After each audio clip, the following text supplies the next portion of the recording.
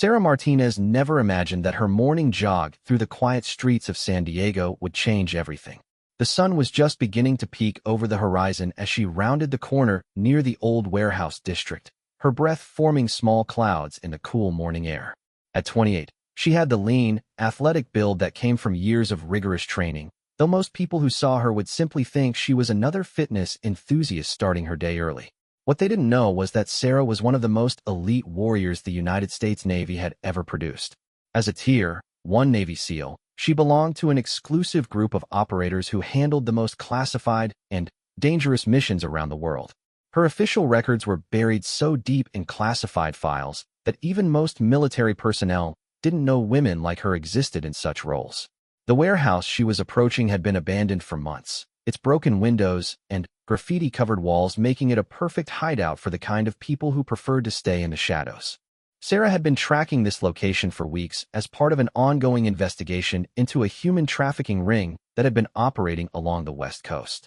What started as intelligence gathering had evolved into something much more personal when she discovered that her younger sister Maria had gone missing 3 weeks ago. Maria was a college student at UC San Diego, studying international business and dreaming of traveling the world. She had always been the more outgoing of the two sisters, quick to trust and eager to help others.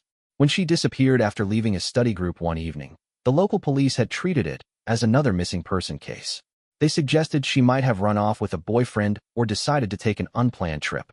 But Sarah knew her sister better than anyone, and Maria would never disappear without a word. Using her military training and access to intelligence networks, Sarah had begun her own investigation. What she uncovered was a sophisticated operation that targeted young women from universities across California. The traffickers were careful, professional, and had connections that reached into legitimate businesses and even some government offices. They moved their victims frequently, making it nearly impossible for law enforcement to track them using conventional methods. The warehouse had appeared on Sarah's radar when she intercepted communications between several known associates of the trafficking network. The messages were coded, but her training in signals intelligence allowed her to piece together that this location was being used as a temporary holding facility. If her analysis was correct, Maria might be inside that building right now. As Sarah approached the warehouse, she noticed several vehicles parked nearby that hadn't been there during her previous surveillance visits. A black SUV with tinted windows sat near the main entrance, while 2 motorcycles were positioned near what appeared to be a side exit. The presence of these vehicles suggested that the building was currently occupied, which meant she needed to be extremely careful. She had called for backup from her unit, but they were still 30 minutes away. Every instinct told her to wait, to follow protocol, and maintain surveillance until reinforcements arrived. But then, she heard something that made her blood run cold. A woman's scream coming from somewhere inside the building. The sound was brief, quickly muffled, but it was enough to shatter any thoughts of waiting for backup. Sarah quickly assessed her options. She was wearing running clothes and had only a small concealed pistol and knife with her. Against an unknown number of armed traffickers, she was at a significant disadvantage. But she had trained for situations exactly like this, where the mission parameters changed suddenly, and quick decisions meant the difference between life and death. Moving with the fluid precision that had been drilled into her through countless hours of training, Sarah approached the building from the blind spot she had identified during her earlier reconnaissance. The structure was old, built in the 1970s for manufacturing, with thick concrete walls and minimal windows. Most of the entrances had been sealed when the building was abandoned, but she had spotted a maintenance access on the roof that appeared to be unsecured. The fire escape on the building's east side was rusted, but still functional. Sarah scaled it quickly, her movements silent despite the metal structure's age. Years of urban warfare training had taught her how to move through any environment without detection. As she reached the roof, she could hear voices coming from inside the building, though she couldn't make out the words through the concrete and steel. The maintenance access was exactly where she had observed it during her surveillance, a small hatch that led to the building's interior service areas. Sarah carefully opened it, testing each movement to ensure it wouldn't creak or make noise that might alert the people below.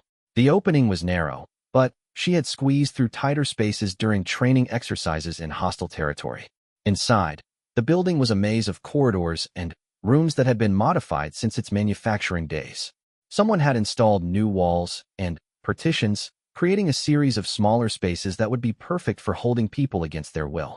The air was stale and carried the unmistakable odors of fear, unwashed bodies, and something else that made Sarah's jaw clench with anger. She moved through the building methodically, using hand signals and movement techniques that had kept her alive in war zones across 3 continents. Each room she cleared brought her closer to the voices she could hear more clearly now. There were at least 4 different male voices, speaking in a mixture of English and Spanish. One of them was giving orders about moving the merchandise to a new location. The room where the voices were coming from was at the end of a long corridor. Sarah positioned herself near the doorway and listened carefully to the conversation inside. What she heard confirmed her worst fears about the trafficking operation and made her realize that time was running out not just for Maria, but for several other women who were being held in the building. "The buyers will be here in 2 hours," one voice was saying. "Make sure the girls are ready. Clean them up and give them something to keep them quiet during transport." "What about the new one?" another voice asked. "She's been fighting more than the others. Double the dose for her. We can't afford any problems during the handoff." Sarah's hands tightened into fists as she processed what she was hearing. These men were talking about human beings as if they were cargo, discussing drugging women to make them compliant for whatever horrible fate awaited them. Through a crack in the door, she could see into the room where 4 men were standing around a table covered with what appeared to be legal documents and bundles of cash. Beyond them, she could see another doorway that led to what looked like a storage area. That had to be where the victims were being held. Sarah knew she needed to act fast, but she also needed to be smart. 4 armed men in an enclosed space was a tactical nightmare, especially when innocent lives were at stake in the adjacent room. She had 2 choices: try to take down all 4 men quickly and quietly, or attempt to create a distraction that would allow her to get to the victims and call for immediate backup. Both options carried enormous risks, but doing nothing meant that several women would disappear forever into a nightmare that few people survived. Sarah decided on a combination approach. Using techniques she had learned in urban combat situations, she would eliminate the immediate threat while creating enough chaos to prevent the traffickers from harming their victims. She pulled out her concealed pistol and checked the magazine. 15 rounds. It would have to be enough. The first man went down before he knew what hit him. Sarah moved like a shadow, striking from behind with lethal precision. The second man turned at the sound of his partner falling, but Sarah was already moving, her training taking over as she engaged multiple targets in close-quarters combat. The third man managed to shout a warning before Sarah reached him, and suddenly, the entire situation exploded into chaos. The fourth man pulled out a weapon and started firing wildly, not caring that his shots could hit the walls behind which innocent people were being held. Sarah dove for cover behind an overturned table, bullets splintering the wood around her. This was exactly the kind of situation her training had prepared her for, but it was also the most dangerous type of engagement when civilians were involved. She needed to end this quickly before anyone else got hurt.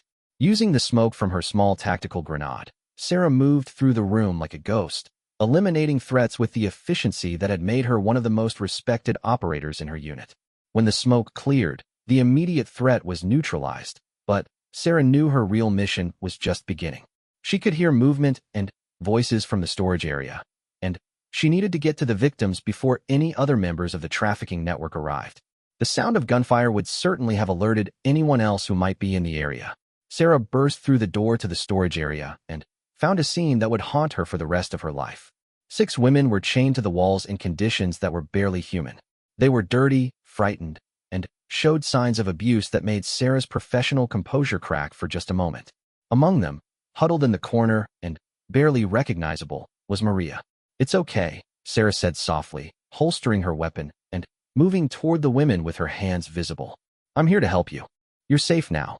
Maria looked up at her sister with eyes that had seen too much, but when recognition dawned, she began to cry with relief. Sarah quickly assessed the other women, checking for serious injuries while working to free them from their restraints. Some of them were barely conscious from whatever drugs they had been given, while others were alert but traumatized beyond words. As Sarah worked to free the victims, she heard the sound of vehicles approaching outside. Her backup had finally arrived, but so had someone else. The rumble of motorcycles and the screech of tires suggested that other members of the trafficking network were converging on the location. The gunfire had served as an alarm, and Now Sarah found herself in the worst possible tactical position, trapped in a building with 6 civilians who couldn't defend themselves. She quickly activated her emergency beacon, sending her exact coordinates and a request for immediate tactical support. But she knew that even her elite unit would need several minutes to reach her position and assess the situation. In a firefight, several minutes might as well be several hours. The sound of footsteps echoed through the building as multiple armed individuals entered through various access points. Sarah could tell from the way they moved that these weren't ordinary criminals. They had training, discipline, and equipment that suggested military or paramilitary backgrounds. The trafficking network was more sophisticated and dangerous than even her intelligence had suggested. "Stay quiet and stay down," Sarah whispered to the women as she checked her remaining ammunition. She had 9 rounds left in her pistol and 1 backup magazine. Against an unknown number of trained opponents, she would need every advantage she could create. The traffickers were moving through the building systematically, clearing each room as they advanced toward the storage area. Sarah could hear their communications, spoken in the kind of tactical language that confirmed her suspicions about their backgrounds. These men had military experience, which meant they would be harder to surprise and more dangerous in a prolonged engagement. Sarah positioned herself at the only entrance to the storage area, using the doorframe for cover while maintaining sight lines down the corridor. The women behind her were silent, understanding instinctively that their lives depended on staying hidden and quiet. Maria had moved to comfort some of the other victims, showing the same strength that had always made Sarah proud of her little sister. The first trafficker to round the corner was met with precise gunfire that dropped him immediately.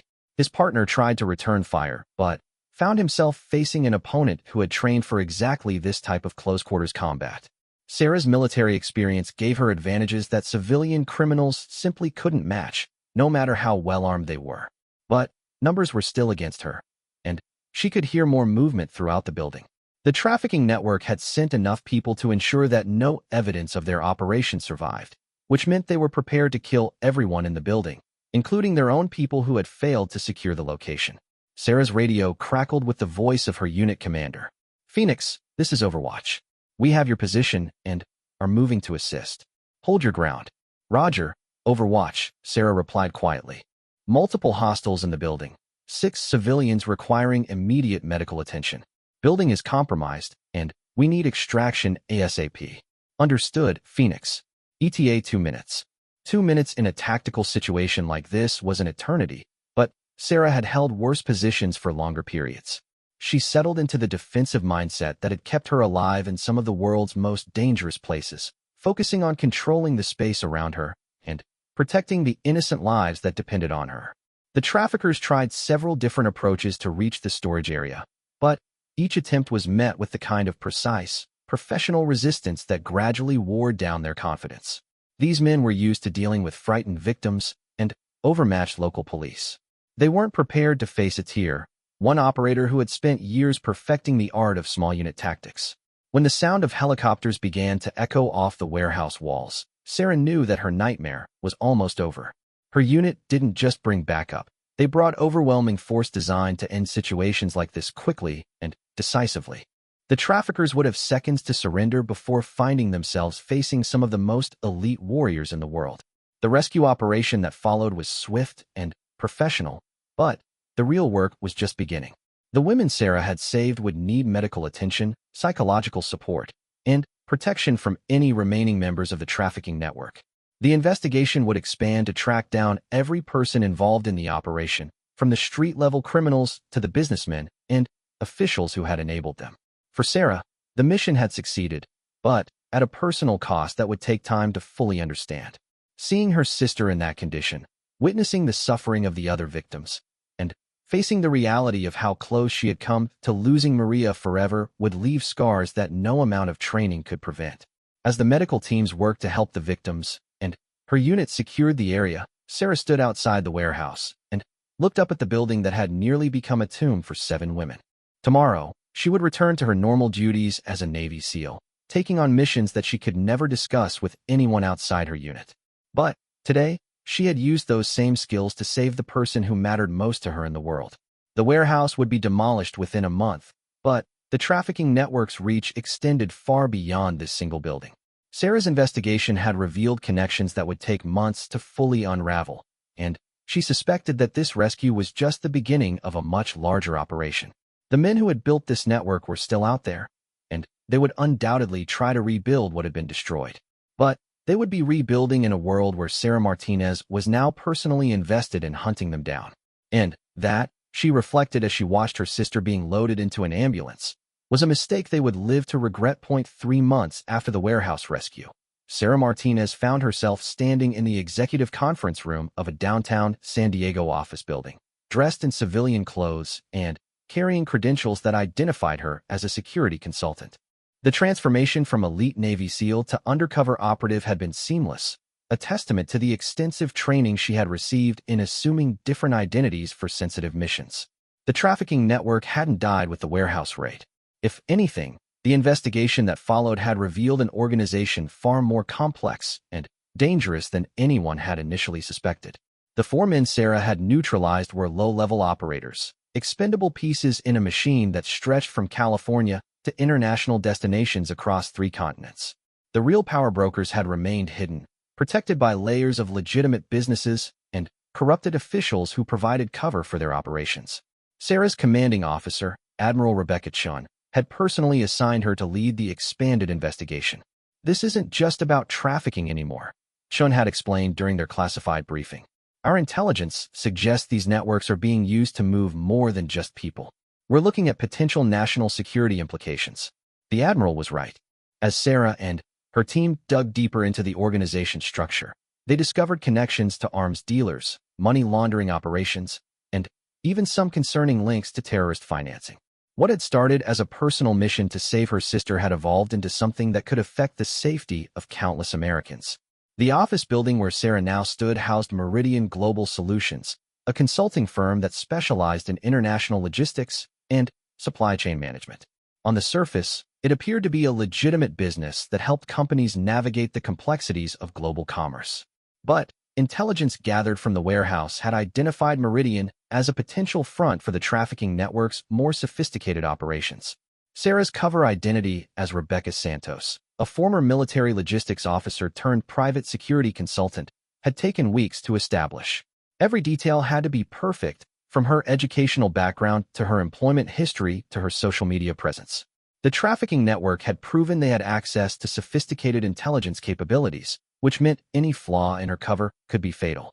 Her assignment was to infiltrate Meridian Global Solutions and identify the key players in what appeared to be a money laundering operation disguised as legitimate international trade. The company moved millions of dollars through complex financial instruments, ostensibly to facilitate imports and exports for their clients. But patterns in the data suggested that much of this activity was designed to clean money from illegal activities, including human trafficking. The CEO of Meridian Global Solutions was Marcus Webb, a former State Department official who had left government service 5 years ago to start his consulting firm. On paper, Webb looked like exactly the kind of person who would build a successful international business. He had the right connections, the right experience, and the right credentials to attract clients who needed help navigating complex international regulations. But Webb's departure from the State Department had come under unusual circumstances. He had been working in the Bureau of Consular Affairs, with access to visa and immigration data that would be invaluable to a trafficking organization. His resignation had been sudden and followed by a period of travel that coincided with several significant developments in international trafficking routes. Sarah's first meeting with Webb was scheduled for 10 o'clock on a Tuesday morning. She had spent weeks preparing for this encounter, studying his background, his business practices, and his personal habits. Every detail of her approach had been carefully planned to make her appear like exactly the kind of consultant that Meridian Global Solutions would want to hire. The Meridian offices occupied 3 floors of a modern glass tower that offered spectacular views of San Diego Bay. The reception area was decorated with expensive art and furniture that suggested a company with significant financial resources. Everything about the environment was designed to convey success, legitimacy, and international sophistication. Webb's personal assistant, a carefully groomed woman in her 30s named Jennifer, led Sarah through a maze of offices where well-dressed professionals worked at computers displaying complex financial data and logistics charts. The scene looked exactly like what Sarah would expect to see at a legitimate consulting firm, which made her mission that much more challenging. Mr. Webb is very excited to meet you, Jennifer said as they approached a corner office with floor-to-ceiling windows. Your background in military logistics is exactly what we need for some of our more specialized clients. Webb himself was a tall, silver-haired man in his 50s who carried himself with the confidence that came from years of working in high-level government positions. His handshake was firm, his smile was genuine, and his office was filled with photographs and mementos from his diplomatic career. If Sarah hadn't known what she was looking for, she might have been completely convinced by his presentation. Rebecca, please have a seat, Webb said, gesturing toward a seating area near the windows. I've reviewed your resume, and I have to say, your experience is impressive. Special operations logistics is a very specialized field. Sarah had crafted her cover story carefully, drawing on real experiences from her military career while changing enough details to protect operational security. According to her legend, Rebecca Santos had spent 8 years as a logistics officer supporting special operations units before leaving the military to start her own consulting business. I've always been fascinated by the challenges of moving people and equipment in complex environments, Sarah replied, settling into the leather chair Webb had indicated. The private sector offers opportunities to apply those skills in ways that can be very financially rewarding. Webb nodded approvingly. That's exactly the kind of thinking we need here at Meridian. Our clients often have very specific requirements that go beyond what traditional logistics companies can provide. They need people who understand that sometimes the normal rules don't apply. The conversation that followed was a careful dance of suggestion and implication. Webb never said anything directly incriminating, but his comments about flexible approaches and specialized solutions suggested that Meridian was willing to bend rules for the right clients. Sarah responded with her own carefully crafted hints about her willingness to work in gray areas for sufficient compensation. After an hour of discussion, Webb offered Sarah a position as a senior consultant specializing in what he called sensitive logistics challenges. The starting salary was generous, and the benefits package included travel opportunities that would take her to some of the same international destinations that had appeared in the trafficking investigation. There is one thing I should mention, Webb said as their meeting concluded. Some of our projects require a certain level of discretion. Our clients value confidentiality, and we've built our reputation on our ability to handle sensitive matters without attracting unwanted attention. Sarah nodded seriously. I understand completely. In my military experience, operational security was always paramount. I'm very comfortable working in environments where confidentiality is essential. Webb smiled and extended his hand. Welcome to Meridian Global Solutions, Rebecca. I think you're going to fit in very well here. As Sarah left the Meridian offices, she felt the familiar adrenaline rush that came with the beginning of a deep cover operation. She had successfully inserted herself into the target organization, but that was just the first step. Now she needed to work her way deeper into Webb's confidence while gathering the evidence that would expose the entire network.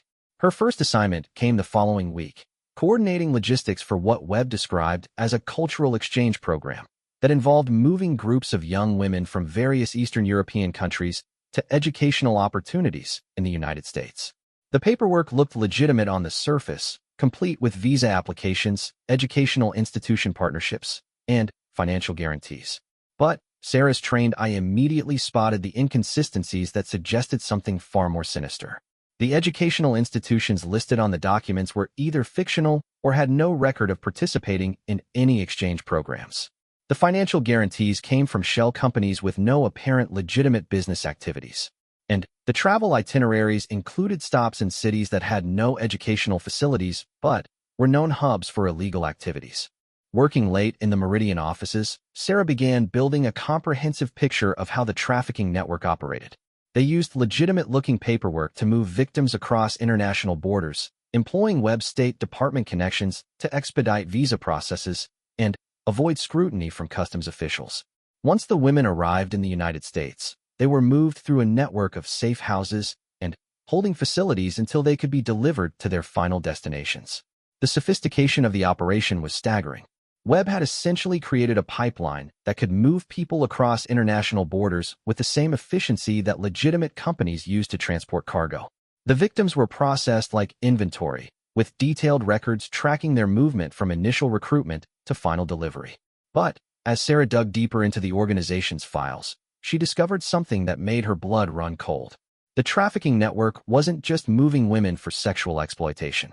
They were also involved in moving children, and some of those children were disappearing into adoption networks that placed them with families who had no idea they were participating in something illegal.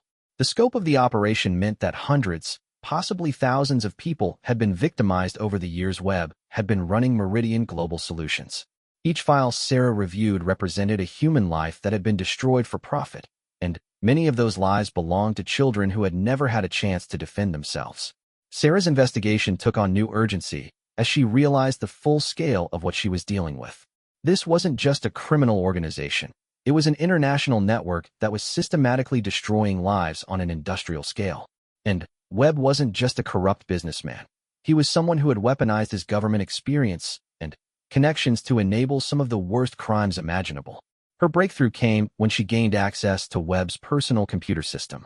Using techniques she had learned in cyber warfare training, Sarah was able to bypass the security measures that protected Webb's most sensitive files. What she found there provided the evidence needed to bring down not just Webb and Meridian Global Solutions, but the entire international network they were part of. The files contained detailed financial records showing payments to corrupt officials in multiple countries, transportation schedules for moving victims across international borders, and communication logs with criminal organizations around the world. There were also photographs and videos that documented the abuse of victims, evidence that would be crucial for prosecuting everyone involved in the network. But Sarah also found something that made the mission personal in a way she hadn't expected. Among the files were records showing that her sister Maria hadn't been a random victim of the trafficking network. She had been specifically targeted because of Sarah's military background and security clearance. The traffickers had planned to use Maria as leverage to force Sarah to provide classified information that would help them expand their operations. The realization that her sister's kidnapping had been part of a larger plot to compromise national security added a new dimension to Sarah's mission. She wasn't just fighting to bring criminals to justice. She was working to prevent a network that had tried to turn her into a traitor from succeeding with other military personnel. As Sarah prepared to transmit her findings to Admiral Chun, she heard footsteps in the corridor outside Webb's office. It was nearly midnight, and the building should have been empty except for security guards. But the footsteps were moving with purpose, and they were heading directly toward the office where Sarah was working. Sarah quickly shut down the computer and moved toward the office's secondary exit, a door that connected to an emergency stairwell. But as she reached for the handle, she heard voices in the corridor that made her freeze.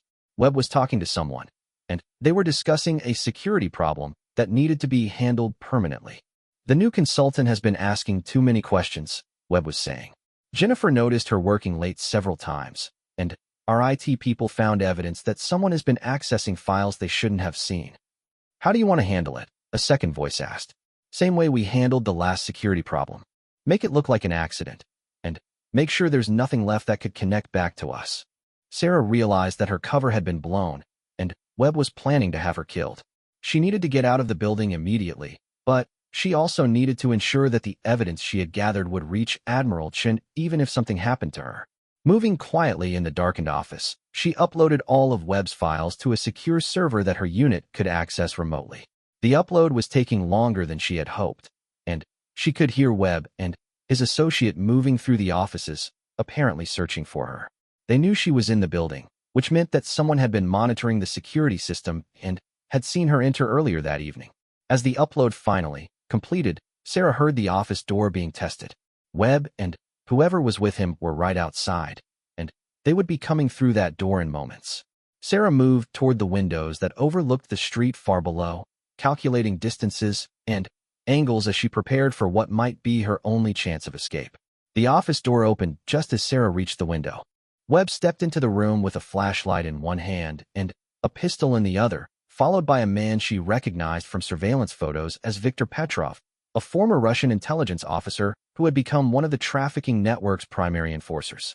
"There's nowhere to go, Rebecca," Webb said, his voice calm and professional. "Or should I say, Lieutenant Sarah Martinez of the United States Navy? Yes, we know exactly who you are and why you're here." Sarah turned to face them, her hands visible but ready to move if an opportunity presented itself. "You know this won't end with me, Webb. My people know where I am and what I've found." Webb smiled coldly. "Your people think you're investigating a simple trafficking network. They have no idea that this operation involves people at the highest levels of government and business. Even if they wanted to pursue this investigation, they'd find themselves blocked at every turn. People are going to start asking questions when I don't report in, Sarah said, moving slightly to put herself at a better angle relative to the two men. You'll report in, Petrov said, speaking for the first time. His accent was thick, but his English was precise. You'll tell your superiors that the investigation was a dead end, that Meridian Global Solutions is exactly what it appears to be. Then, you'll have a tragic accident that will end your military career permanently. Sarah realized that they didn't plan to kill her immediately. They wanted to use her to misdirect the investigation, to convince her superiors that there was nothing to find at Meridian. It was a sophisticated approach that would buy them time to relocate their operations and eliminate any evidence that could be used against them. But what Webb and Petrov didn't know was that Sarah had already transmitted all of their files to her unit. Even if she followed their script and reported that the investigation was a dead end, Admiral Chun would have access to evidence that would expose the entire network. What makes you think I'll cooperate? Sarah asked, stalling for time while she looked for any advantage she could exploit. Because if you don't, Webb replied, your sister will disappear again. And this time, she won't be found in a warehouse in San Diego. She'll be shipped to buyers who specialize in breaking people who think they can resist. The threat against Maria made Sarah's decision for her. She couldn't risk her sister's life, even if it meant appearing to cooperate with the people who had tried to destroy both of their lives. But she could still find a way to ensure that justice would eventually be served. All right, Sarah said, lowering her hands in apparent surrender. What do you want me to do? Webb relaxed slightly, apparently convinced that he had successfully intimidated her into compliance. It was exactly the mistake Sarah had been hoping he would make. As he began to explain what he wanted her to tell her superiors, Sarah was already planning how she would turn their demands against them. The next few hours would be the most dangerous of her career, but Sarah had trained for situations exactly like this. She would play the role they wanted her to play, but she would also find a way to ensure that Webb, Petrov, and everyone else involved in their network would pay for what they had done to innocent people. As Sarah listened to Webb outline his plan for misdirecting the investigation, she noticed that Petrov kept checking his watch and glancing toward the windows. Something was making him nervous, and Sarah began to suspect that their current location might not be as secure as they thought it was. Her suspicions were confirmed when the sound of helicopters began to echo off the building's glass walls. Admiral Chun had apparently decided that Sarah had been out of contact long enough to warrant a tactical response. The cavalry was coming, and Webb's carefully planned operation was about to become a nightmare for everyone involved in the trafficking network. Webb's confident expression changed to one of panic as he realized that his building was being surrounded by people who had the training and equipment to end his operation permanently. But, for Sarah, the sound of approaching helicopters meant that her real mission was just beginning. She had the evidence, she had the targets, and now she had the support needed to bring justice to everyone who had profited from human suffering. The final confrontation with the trafficking network was about to begin, and Sarah Martinez intended to make sure that it ended with her sister's kidnappers paying the ultimate price for their crimes. The helicopters circling the Meridian Global Solutions building weren't just Sarah's backup. They were the beginning of the largest coordinated strike against an international trafficking network in U.S. history. While Sarah had been gathering intelligence inside Webb's organization, Admiral Chun had been building a massive operation that would simultaneously hit targets across 3 countries and 2 continents. But Webb's panic quickly transformed into something far more dangerous, the desperation of a cornered animal who still had cards to play. As the sound of tactical teams entering the building echoed through the office corridors, Webb pulled out a secure satellite phone and made a call that would change everything. "Execute blackout protocol," he said into the phone, his voice steady despite the chaos developing around him. "All assets, all locations, immediate dispersal." Sarah felt her heart sink as she realized what Webb had just done. Blackout protocol was apparently a predetermined plan to eliminate all evidence and witnesses when the trafficking network faced exposure. Somewhere across the city, and potentially around the world, people were about to die to protect the secrets of Webb's organization. Petrov moved toward the office windows, checking the tactical situation outside while maintaining his weapon trained on Sarah. "We have maybe 3 minutes before they reach this floor," he reported. "The stairwells are compromised, but the elevator shaft might still be clear." Webb nodded and turned back to Sarah. "Here's what's going to happen, Lieutenant Martinez. You're going to walk out of this building with us, and you're going to tell your people that we escaped in the confusion. In exchange, your sister lives to see tomorrow. And if I don't cooperate? Sarah asked, though she already knew the answer. Then, Maria becomes the first casualty of blackout protocol, Webb replied coldly. My people have her location, and they're waiting for my signal. One word from me, and she disappears forever. Sarah's mind raced as she considered her options. She could hear her unit clearing the building floor by floor, their progress marked by the systematic sounds of doors being breached and rooms being secured. They would reach this office in minutes, but minutes might be too long if Webb really did have the ability to harm Maria with a single phone call.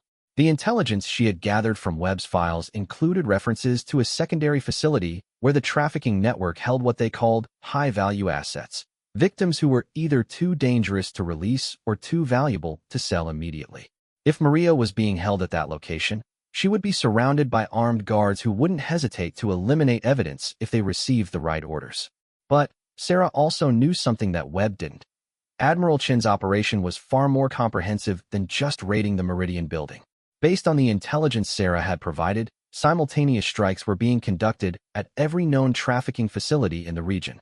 There was a chance that Maria was already being rescued by another team, which would make Webb's threats meaningless. The problem was that Sarah had no way of knowing whether the rescue teams had reached Maria's location. She couldn't risk her sister's life on the hope that Admiral Chin's operation was proceeding according to plan. She needed to find a way to protect Maria while ensuring that Webb and Petrov faced justice for their crimes. All right, Sarah said, appearing to accept Webb's terms. But I want proof that my sister is alive before I do anything to help you escape. Webb smiled and pulled out his satellite phone again. Smart girl. I expected no less from a Navy SEAL. He dialed a number and waited for someone to answer. Put the girl on the phone, he said when the call connected. A few seconds later, Sarah heard her sister's voice, weak but unmistakably alive. Sarah, is that you? These people say you're going to. The line went dead as Webb ended the call. Satisfied, he asked. Now let's discuss how we're going to walk out of here together. But, as Webb was outlining his escape plan, Sarah noticed that Petrov was becoming increasingly agitated. The Russian kept checking his own phone and glancing toward the elevator doors as if expecting someone who wasn't arriving. His behavior suggested that something in the trafficking network's response to the raid wasn't going according to plan. Sarah's suspicions were confirmed when Petrov's phone buzzed with an incoming text message. She couldn't see the screen, but she could see Petrov's face, and his expression told her everything she needed to know. Whatever message he had just received was not good news for the trafficking network. What is it? Webb demanded, noticing Petrov's reaction. Facility 7 is compromised, Petrov replied tersely. American Special Forces hit them 15 minutes ago. No survivors among our people. Sarah felt a surge of hope. Facility 7 was where Webb's files had indicated the high-value assets were being held. If Admiral Chin's people had successfully raided that location, Maria might already be safe, which would eliminate Webb's leverage over Sarah. But Webb wasn't ready to give up. What about Facility 9? He asked. Petrov checked his phone again and shook his head. Also compromised. They're hitting all of our locations simultaneously. Webb's confident demeanor finally cracked as he realized the scope of the operation he was facing. This wasn't just a raid on his building. It was a coordinated strike designed to dismantle his entire network in a single night. Years of careful planning and relationship building were being destroyed in a matter of hours. How is this possible? Webb demanded. We have people inside their organization. We should have had warning. Sarah couldn't help but smile slightly. You had warning, she said. You just didn't recognize it. Every piece of intelligence you thought you were getting from corrupted sources was actually disinformation designed to make you feel secure while we mapped your entire operation. The sound of explosives breaching doors was getting closer, and Sarah could hear tactical commands being shouted in the corridors. Her unit was almost at their floor, which meant that Webb's window for escape was rapidly closing. But instead of accepting defeat, Webb seemed to be calculating one final, desperate gambit. If I can't escape, Webb said, his voice taking on a dangerous edge, then I'll make sure that everyone involved in bringing down my organization pays the ultimate price. He pulled out what appeared to be a modified smartphone and began entering a complex sequence of commands. Sarah realized with horror that he was accessing some kind of dead man's switch, a system designed to cause maximum damage if he was captured or killed. What are you doing? Petrov demanded, apparently unaware of whatever Webb was activating. Insurance policy, Webb replied without looking up from the device. If American Special Forces want to destroy my life's work, then I'll destroy something they value in return. Sarah's training kicked in as she recognized the immediate danger of the situation. Webb wasn't just threatening to kill witnesses or destroy evidence. He was planning something that would cause casualties among innocent people, possibly including her own unit members who were advancing through the building. Moving faster than either Webb or Petrov could react, Sarah launched herself across the office, using techniques from her close-quarters combat training to disarm Webb before he could complete whatever sequence he was entering. The modified smartphone skittered across the floor as Webb crashed into his desk, scattering papers and electronics. Petrov swung his weapon toward Sarah, but she was already moving, using Webb's body as cover while she rolled toward the dropped device. Whatever Webb had been trying to activate, she needed to ensure that it couldn't be completed by anyone else. The device's screen showed a countdown timer that had reached 15 seconds and was still running. Sarah had no idea what would happen when it reached 0, but she suspected it would be catastrophic for someone. Using techniques she had learned in explosive ordnance disposal training, she began trying to interrupt the countdown sequence. But Petrov wasn't going to let her work undisturbed. He fired several shots in her direction, forcing her to take cover behind Webb's overturned desk while still trying to manipulate the countdown device. The shots also alerted Sarah's approaching unit to the exact location of the hostile contacts, which meant that help was coming but might arrive too late. The countdown timer reached 10 seconds as Sarah finally accessed the device's control interface. The screen showed a schematic that made her blood run cold. Webb's insurance policy was a series of explosive charges placed throughout a downtown elementary school that was hosting an evening event for military families.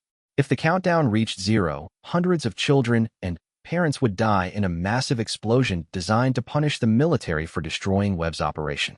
With 5 seconds left on the timer, Sarah found the abort command and entered it just as the office door exploded inward, and her unit members flooded into the room. Petrov went down under a hail of gunfire, while Webb found himself facing a half-dozen of the most elite warriors in the American military. But even with the immediate threat neutralized, Sarah knew that the night was far from over. Webb's blackout protocol had undoubtedly triggered responses from other parts of the trafficking network, and there were still victims whose lives hung in the balance while evidence was being destroyed around the world. Admiral Chin's voice crackled through Sarah's earpiece as the situation in the office was secured. "Phoenix, we need you at Facility 7 immediately.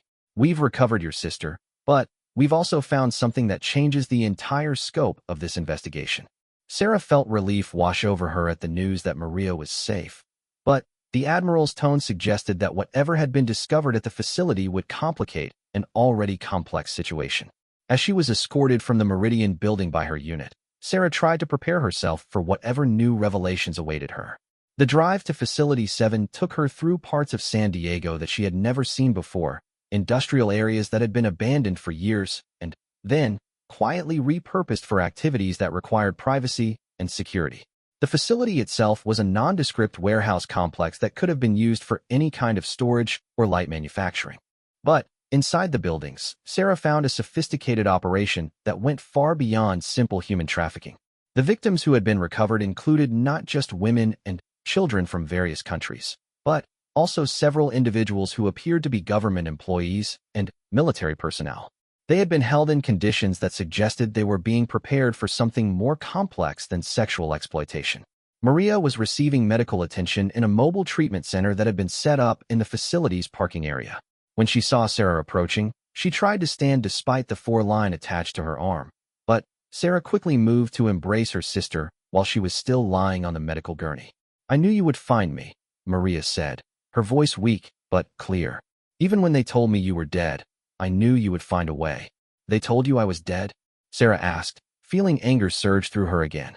"They said you had been killed trying to rescue me the first time," Maria explained. "They used that to try to break me, to make me believe that fighting back was pointless." Admiral Chun appeared beside the medical gurney, her expression serious. "We need to talk privately," she said to Sarah. "What we found here changes everything we thought we knew about this network." Sarah kissed her sister's forehead and promised to return as soon as possible, then followed Admiral Chun into one of the facility's main buildings. What she saw inside made her understand why the Admiral looked so concerned. The The building contained what appeared to be a sophisticated training facility designed to prepare people for deep cover operations. There were classrooms with materials on assuming false identities, language laboratories with programs for multiple foreign languages, and even mock-ups of various government and business environments where people could practice their cover stories. Webb wasn't just running a trafficking network, Admiral Chun explained as they walked through the facility. He was running a spy recruitment and training operation. The victims weren't just being sold for exploitation. They were being trained to infiltrate government agencies and private companies as sleeper agents. The implications hit Sarah immediately. Webb's network had been using trafficking victims as unwilling intelligence assets, placing them in positions where they could gather classified information or provide access to secure facilities. The scope of the potential damage to national security was staggering. How many of them are already in place? Sarah asked. We don't know yet, Admiral Chin replied. But, based on the records we've recovered, there could be dozens of compromised positions throughout the government and defense industry. We're going to need to conduct a massive counterintelligence operation to identify and extract them. Sarah realized that Webb's capture was just the beginning of a much larger operation. Every person who had been processed through his network would need to be located and debriefed to determine whether they had been placed in sensitive positions. Some of them might not even realize they had been compromised, believing they had been rescued and legitimately placed in new jobs or relationships. But, as Sarah processed the magnitude of the investigation ahead, she also felt a deep satisfaction at the knowledge that Webb's network had been exposed before it could achieve whatever its ultimate objectives were. The trafficking operation had been just the visible tip of an iceberg that included espionage, infiltration, and potentially even assassination programs. The night was far from over, and Sarah knew that her real work was just beginning. Webb's capture had provided access to intelligence that would take months to fully analyze, and each new piece of information would likely reveal additional threats that needed to be neutralized. But, for the first time in months, Sarah felt like they were winning. The network that had tried to destroy her family and compromise her country's security was being systematically dismantled, and every person involved would be held accountable for their crimes. As she returned to check on Maria's condition, Sarah reflected on how different her life had become since that morning jog 3 months ago. She had started as a Navy SEAL conducting a personal investigation, but she had become the tip of the spear in a counterintelligence operation that would reshape how America thought about human trafficking and national security. The war against Webb's network was entering a new phase, and Sarah Martinez intended to see it through to the very end. No matter how long it took or how dangerous it became. 6 months after the Meridian Global Solutions raid, Sarah Martinez stood on the deck of the USS Hampton, a Virginia-class submarine operating in international waters off the coast of Romania. The investigation into Webb's trafficking and espionage network had expanded far beyond anything she had originally imagined, leading to discoveries that threatened the security of multiple NATO allies and required the most sensitive operational responses the U.S. military could provide. The intelligence recovered from Webb's facilities had revealed that his network was just one branch of a much larger organization with roots in former Soviet intelligence services and connections to criminal organizations across Eastern Europe. What had begun as a domestic trafficking investigation had evolved into an international counterespionage operation involving multiple government agencies and military units. Sarah's role in the investigation had evolved as well. Admiral Chun had assigned her to lead a joint task force that combined Navy SEALs, CIA operatives, and intelligence specialists from allied nations. Their mission was to identify and neutralize the remaining branches of the network while rescuing victims who were still being held at facilities across Europe and Asia. The submarine's mission briefing room was cramped but functional, with digital displays showing satellite images of their current target, a compound located in the mountains outside Bucharest that appeared to be the network's primary training facility for European operations. Unlike the warehouse in San Diego or the office building that housed Meridian Global Solutions, this facility was heavily fortified and defended by people with serious military training. Intelligence suggests that this location is where they conduct their most advanced conditioning programs, explained Commander James Rodriguez, the CIA operative who was serving as Sarah's liaison to the intelligence community. We're not just looking at trafficking victims here. We're looking at people who have been systematically broken down and rebuilt as intelligence assets. The satellite images showed a complex that included multiple buildings, training areas, and what appeared to be holding facilities designed for long-term occupation. Security features included guard towers, perimeter fencing, and defensive positions that would make any assault extremely dangerous for both the attacking force and the people being held inside. But what made this particular target especially significant was intelligence suggesting that it housed several American citizens who had been missing for years. These weren't recent kidnapping victims like Maria, but people who had disappeared under various circumstances and had been presumed dead by their families and the government. Among them was Captain Jennifer Walsh, an Air Force intelligence officer who had vanished during a vacation in Prague 2 years ago. Captain Walsh had access to classified information about NATO defense systems, and if she had been compromised by the trafficking network, the security implications were staggering. The Romanian government has given us permission to conduct the operation, Rodriguez continued. But they've made it clear that they want minimal publicity and no civilian casualties. If this goes wrong, it could damage relationships with allies throughout the region. Sarah studied the facility layout, identifying potential approach routes and extraction points while considering the tactical challenges they would face. The compound was located in mountainous terrain that limited their options for vehicle-based assaults, but it also provided opportunities for infiltration by personnel trained in mountain warfare. What's our intelligence on the number of hostiles inside the facility? Sarah asked. Estimates range from 20 to 40 armed personnel, Rodriguez replied. Most of them appear to be former military from various Eastern European countries, with training equivalent to Special Operations Forces. They're well-equipped and have been preparing for exactly this kind of assault. The tactical situation was complicated by the fact that the compound's defenders wouldn't hesitate to kill their prisoners if they believed the facility was being overrun. The network had demonstrated repeatedly that they viewed their victims as expendable resources, and they would eliminate evidence rather than allow it to be recovered by law enforcement. Sarah's team for the operation included 8 Navy SEALs from her unit, 6 Romanian Special Forces operators who knew the local terrain, and 3 CIA specialists who could identify and extract intelligence materials. It was a small force for such a complex target, but speed and stealth were more important than overwhelming firepower. The insertion would take place at night, with the team approaching the facility on foot through mountain terrain that would conceal their movement from the compound's security systems. They would have 1 helicopter standing by for emergency extraction, but the primary plan called for them to exfiltrate overland to a pickup point 20 miles from the target. As the submarine approached the Romanian coast, Sarah conducted final equipment checks with her team.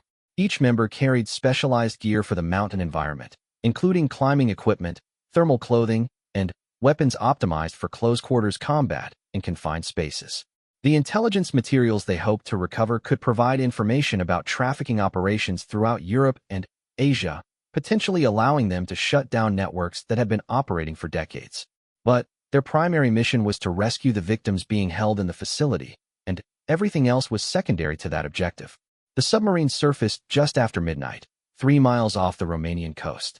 Sarah's team transferred to a rigid inflatable boat that would take them to a beach where Romanian intelligence officers were waiting with vehicles and final intelligence updates. The drive to the mountains took 2 hours through winding roads that climbed steadily into terrain that became increasingly remote and dangerous. Sarah used the time to review the facility layout one more time, memorizing details that might be crucial during the assault. Their Romanian contact, Colonel Alexandru Popescu, met them at a checkpoint 10 miles from the target facility. Popescu was a veteran of Romanian Special Forces who had been tracking the trafficking network's activities in his country for years without being able to gather enough evidence for a prosecution. We believe they move prisoners out of the facility every few days, Popescu explained as they reviewed updated surveillance photos. If your intelligence is correct about American citizens being held there, tonight might be your only chance to recover them before they're transferred to another location. The final approach to the compound took place on foot through dense forest that provided excellent concealment, but made movement slow and difficult. Sarah's team moved in single file, using night vision equipment and hand signals to maintain silence while navigating terrain that included steep slopes, rocky outcroppings, and streams that had to be crossed without leaving traces. The compound came into view just before dawn, a collection of buildings surrounded by high fences and guard towers that looked exactly like the satellite photos had suggested. But as Sarah observed the facility through binoculars, she noticed details that hadn't been visible in the overhead imagery. The buildings showed signs of recent construction and modification, suggesting that the network had been continuously upgrading their security measures. There were more guards visible than the intelligence estimates had predicted, and their equipment appeared to be more sophisticated than expected.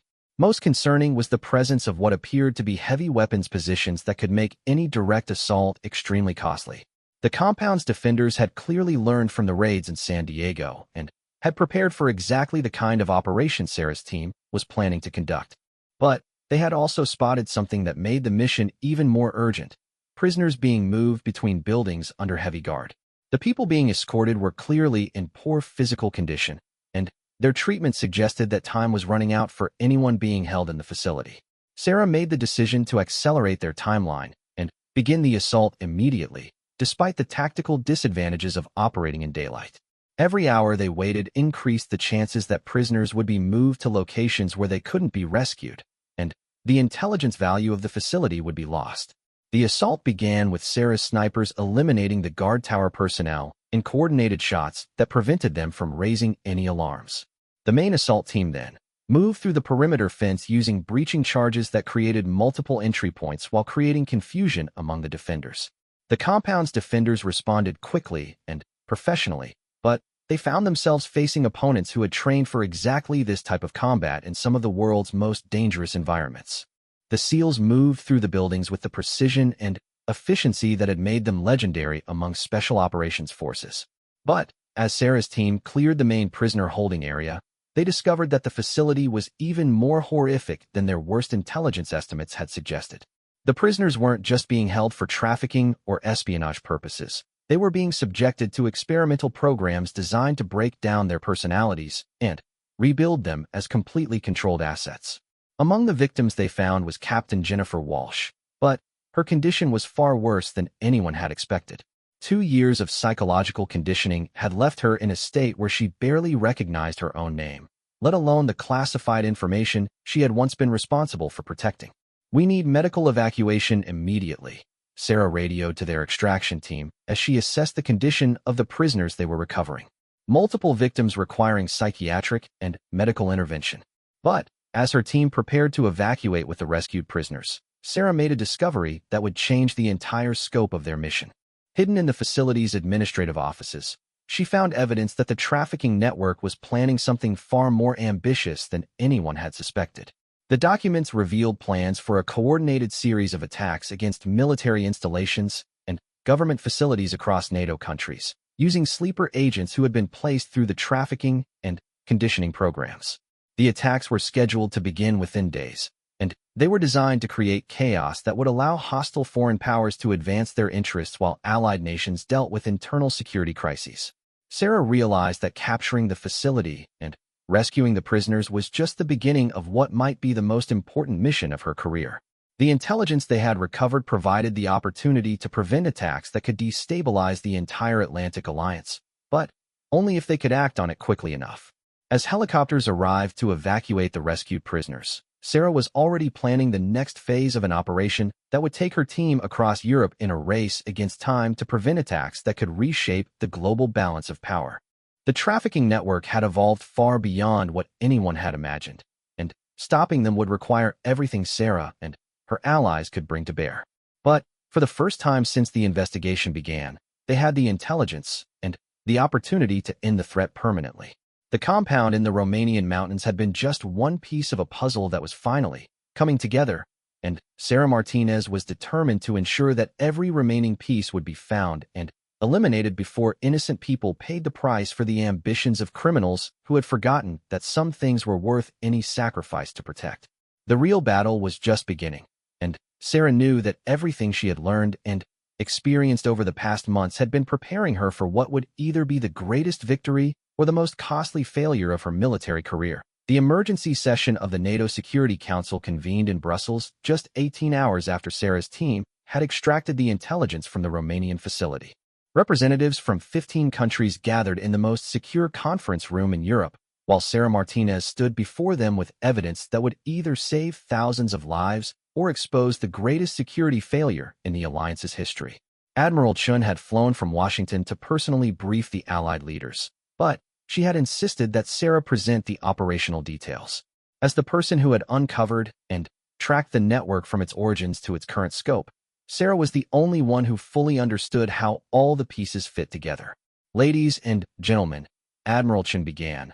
What you're about to hear will fundamentally change how we think about human trafficking, international terrorism, and national security. Lieutenant Sarah Martinez will brief you on discoveries that require immediate action from all of our governments. Sarah activated the presentation system and displayed the first slide, a map of Europe and North America showing the locations of planned attacks that had been detailed in the documents recovered from the Romanian compound. Red markers indicated targets in 12 different countries, including military bases, government buildings, and critical infrastructure facilities. Based on intelligence recovered 72 hours ago, Sarah began. A network that we initially identified as a human trafficking organization is actually a sophisticated intelligence operation designed to place compromised individuals in sensitive positions throughout NATO member countries. These individuals are being activated for a coordinated series of attacks scheduled to begin in 6 days. The silence in the room was absolute as the assembled officials absorbed the implications of what Sarah was telling them. The scope of the threat was beyond anything most of them had imagined possible, involving years of careful planning and infiltration that had gone undetected by multiple intelligence agencies. The German representative, Chancellor's aide Klaus Weber, was the first to speak. How certain are we of this intelligence? This kind of accusation could destabilize relationships between allied nations. Sarah had expected skepticism, and she was prepared for it. Sir, the intelligence includes detailed operational plans, financial records, and communication logs that have been verified by multiple agencies. We also have testimony from rescued victims who were being trained for specific missions against their will. She clicked to the next slide, which showed photographs of documents recovered from Webb's various facilities, along with verification stamps from intelligence agencies in 4 different countries.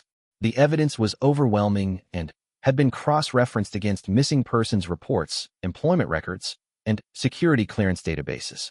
But what made the threat even more credible was the discovery that several individuals who had already been placed in sensitive positions were missing from their assigned posts. Background investigations had revealed that their employment histories contained inconsistencies that suggested they had been inserted through the trafficking network's placement programs. The immediate threat comes from sleeper agents who have been placed in positions where they can access critical systems or facilities, Sarah continued. But the long-term implications are even more serious. This network has been operating for years, which means there could be hundreds of compromised individuals in positions we haven't identified yet. The British representative, MI6 Deputy Director Catherine Morrison, leaned forward in her chair. What kind of timeline are we looking at for these attacks? Based on the operational documents we recovered, Sarah replied, the first attacks are scheduled for 48 hours from now. They're designed to create maximum chaos during shift changes at critical facilities, when security protocols are most vulnerable to insider threats. The room erupted in quiet conversations as representatives contacted their home governments with urgent updates. Sarah could see the weight of responsibility settling on everyone present as they realized they were facing a threat that required immediate action on an unprecedented scale. Admiral Chun stepped back to the podium. We're recommending immediate implementation of security protocols at all facilities that appear on the target list. But we're also requesting permission to conduct preemptive operations against sleeper agents who have been identified through our investigation. The legal and diplomatic implications of what Admiral Chun was proposing were staggering.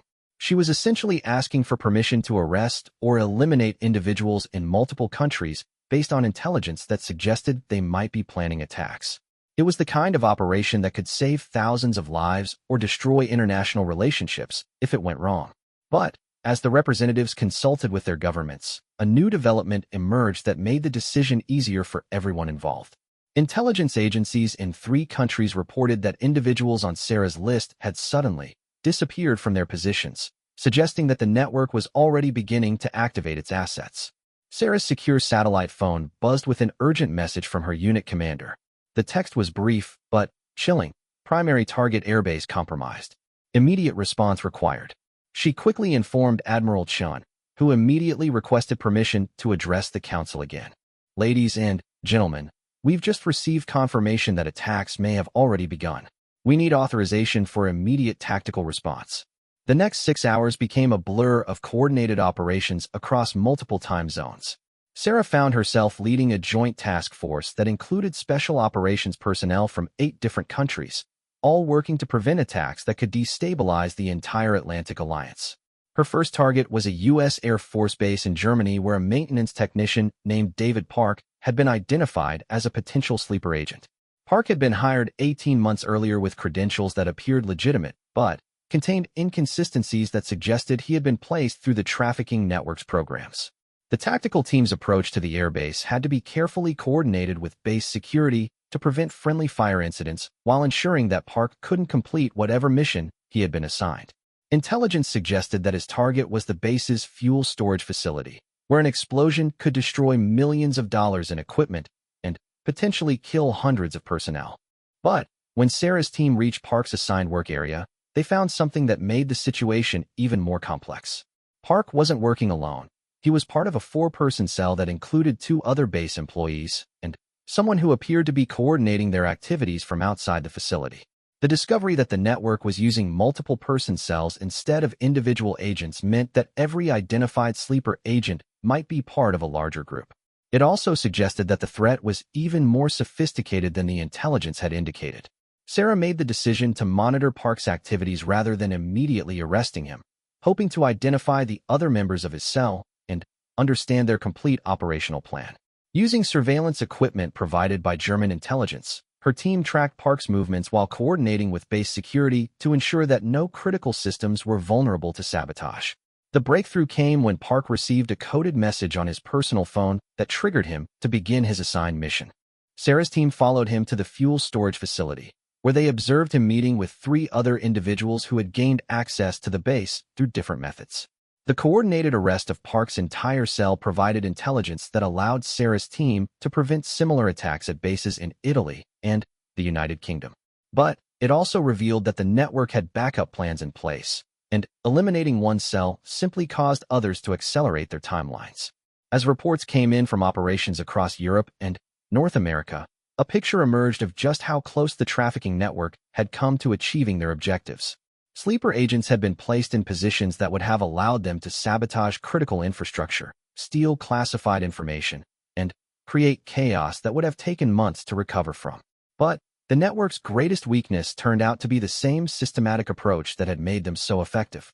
By maintaining detailed records and following rigid operational procedures, they had created vulnerabilities that intelligence agencies could exploit once they understood how the system worked. The final confrontation came at a facility in the Swiss Alps where the network's leadership was attempting to coordinate their operations while preparing to evacuate to countries that didn't have extradition treaties with NATO members. Sarah's joint task force had to conduct the assault under extreme weather conditions while ensuring that critical intelligence materials weren't destroyed. The assault itself was complicated by the facility's location in a mountain valley that provided natural defenses while limiting the attacking force's options. But Sarah's experience with mountain warfare, combined with specialized equipment provided by Swiss Special Forces, allowed her team to approach the facility undetected despite the challenging conditions. Inside the facility, they found not just the network's leadership, but also a sophisticated command center that had been coordinating sleeper agent activities across 3 continents. The intelligence recovered from that location provided the final pieces needed to completely dismantle the trafficking and espionage network. But perhaps more importantly, they found evidence that confirmed Sarah's worst suspicions about the network's ultimate objectives. The attacks they had prevented were just the first phase of a larger plan designed to weaken NATO while positioning hostile foreign powers to expand their influence in regions that had been stable for decades. The operation that had begun with Sarah's search for her missing sister had evolved into one of the most significant counterintelligence successes in modern history.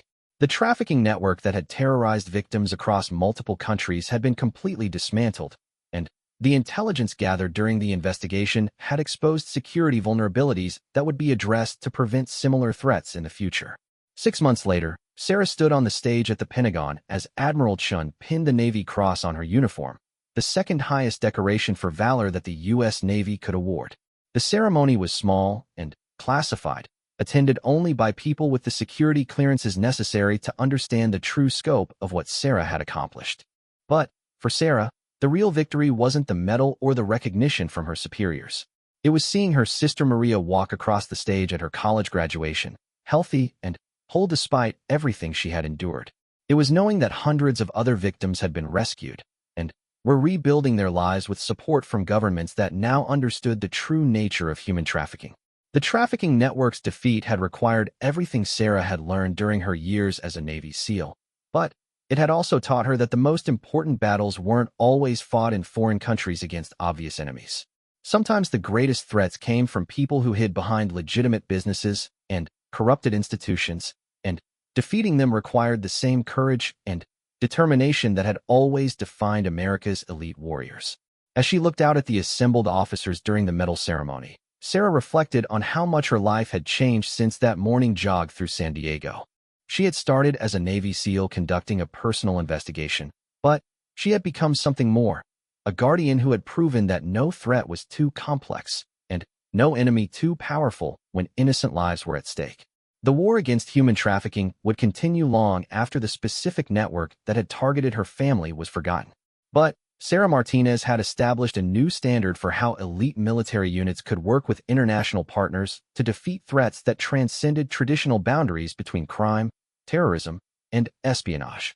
She had thrown herself into a mission that began with saving one person and ended with protecting thousands. And, in doing so, she had proven that sometimes the most important victories come not from overwhelming force, but from the determination to never give up on the people who matter most. The trafficking network had made the mistake of targeting someone who refused to accept defeat, and that mistake had cost them everything they had built over years of careful planning and infiltration. Sarah Martinez had shown them that some things were worth any sacrifice to protect, and that the people sworn to defend those things would never stop fighting, no matter what the cost.